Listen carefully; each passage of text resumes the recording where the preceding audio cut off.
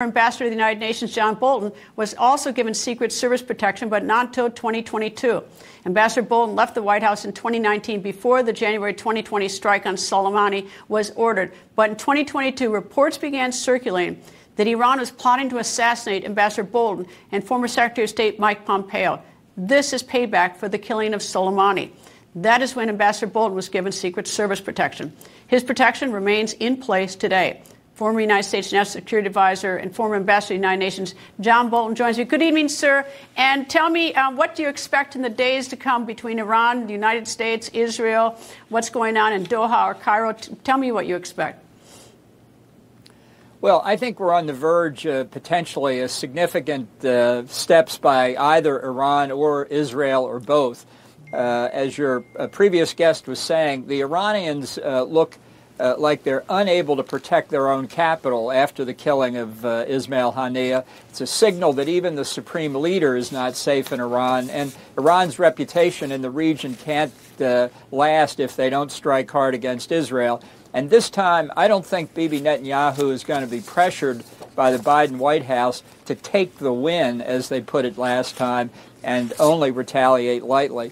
I think the Biden administration's basic mistake, and it goes back to the Obama administration, they do not understand the Iranian strategy against Israel, against the Gulf Arabs, against the United States. These terrorist groups don't operate independently of Iran. The Iranians themselves call what they're after the Ring of Fire strategy, that it involves multiple terrorist groups and Iran's own military capability. And we're about to see if that is now activated, not just on one front, the Gaza front, but all the fronts in this theater.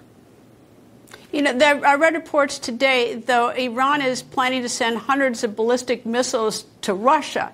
Can they afford to do that? Is their arsenal so big that as they consider that they're going to be confronting Israel that may do it on the offensive and not defense, they might have to act sooner than they expect? Is their military prowess that big?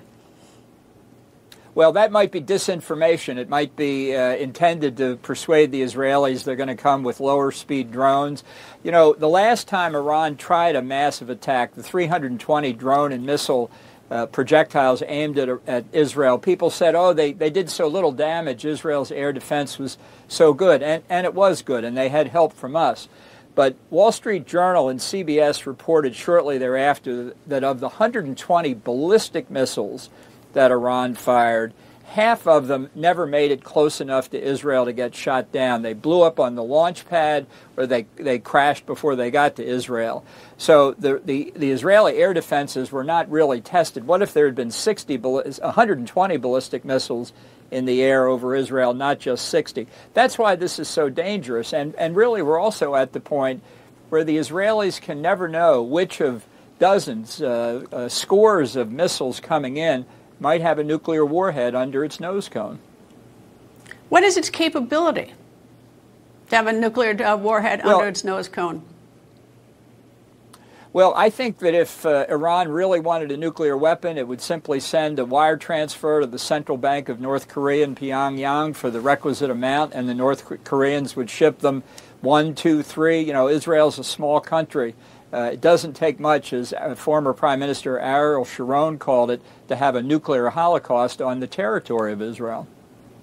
Well, with Israel can so outpower Iran, and you've got perhaps this discussion of a ceasefire in Doha or Cairo on Thursday. I mean, even if there is a ceasefire, which I don't anticipate there is, I assume Iran still wants to, quote, save face in some bizarre way for the elimination of Haniyeh on their territory. So, you know, what would you anticipate? I mean, are they willing to do a suicide reaction to Israel? Well, I think they've got to have a major strike and take the risk. Look, ever since October the 7th, Iran itself has paid no price for the Hamas attack, the Hezbollah shelling that's cleared a 5-kilometer-wide zone in northern Israel that people have had to evacuate.